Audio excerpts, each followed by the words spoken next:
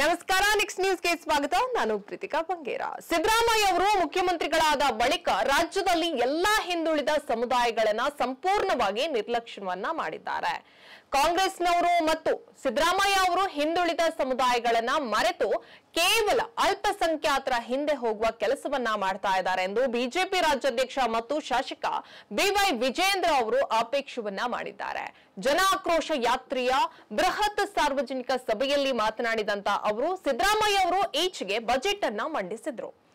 ಈ ರಾಜ್ಯದಲ್ಲಿ ಮುಸ್ಲಿಮರಿಗೆ ಸರ್ಕಾರಿ ಕಾಮಗಾರಿಗಳಲ್ಲಿ 4% ಮೀಸಲಾತಿ ಕೊಡೋದಾಗಿ ಕೂಡ ಹೇಳಿದ್ದಾರೆ. ಮುಸ್ಲಿಮರ ಹೆಣ್ಣು ಮಕ್ಕಳಿಗೆ ಮದುವೆಗೆ 50,000 ಕೊಡೋದಾಗಿ ಕೂಡ ಹೇಳಿದ್ದಾರೆ. ಇನ್ನು ಮುಸ್ಲಿಮರ ಯುವ ಜನರು ವಿದೇಶಕ್ಕೆ ಉನ್ನತ ಶಿಕ್ಷಣ ಪಡೆಯಲು ಹೋಗೋದಾದ್ರೆ 30 ಲಕ್ಷ ಧನ ಸಹಾಯ ನೀಡೋದಾಗಿ ಹೇಳಿದ್ದಾರೆ. ಸಿದ್ದರಾಮಯ್ಯ ಅವರು ರಾಜ್ಯದ ಮುಖ್ಯಮಂತ್ರಿಗಳೇ ಕೇವಲ ಮುಸ್ಲಿಮರ ಮುಖ್ಯಮಂತ್ರಿಗಳೇ ಎಂದು ಇಲ್ಲಿ ಪ್ರಶ್ನೆಯನ್ನ ಕೂಡ ಮಾಡಿದ್ದಾರೆ.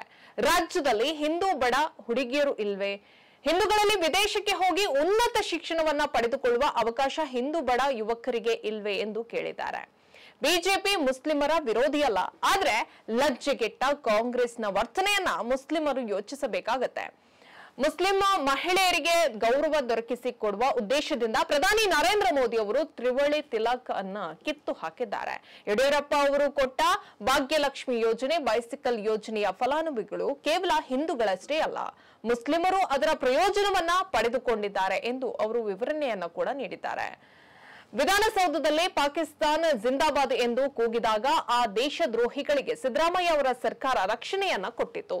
ಆದ್ರೆ ಅಂತಹ ದೇಶದ್ರೋಹಿಗಳನ್ನ ಬಿಜೆಪಿ ಒಪ್ಪಿಕೊಳ್ಳೋದಿಲ್ಲ ಎಂದು ತಿಳಿಸಿದ್ರು. ಕಾಶ್ಮೀರದ ಉಗ್ರಗಾಮಿಗಳು ಬಿಜೆಪಿಗೆ ತಾಕತ್ತಿದ್ರೆ ಲಾಲ್ ಚೌಕದಲ್ಲಿ ತ್ರಿವರ್ಣ ಧ್ವಜವನ್ನ ಹಾರಿಸಲು ಸವಾಲನ್ನ ಹಾಕಿದ್ರು. ಬಿಜೆಪಿ ಕಾರ್ಯಕರ್ತರು ಆ ಸವಾಲನ್ನ ಸ್ವೀಕರಿಸಿ ಮುರಳಿ ಮನೋಹರ್ ಜೋಶಿ ಅವರ ನೇತೃತ್ವದಲ್ಲಿ ಕಾಶ್ಮೀರಕ್ಕೆ ತೆರಳಿ ಭಾರತದ ಧ್ವಜವನ್ನ ಹಾರಿಸಿದ್ರು ಎಂದರು. ಹೆಚ್ಚಿನ ಅಪ್ಡೇಟ್ಗಾಗಿ ನೋಡ್ತಾ ಇರಿ ನೆಕ್ಸ್ಟ್ ನ್ಯೂಸ್ ಕನ್ನಡ. ವಂದನೆಗಳು.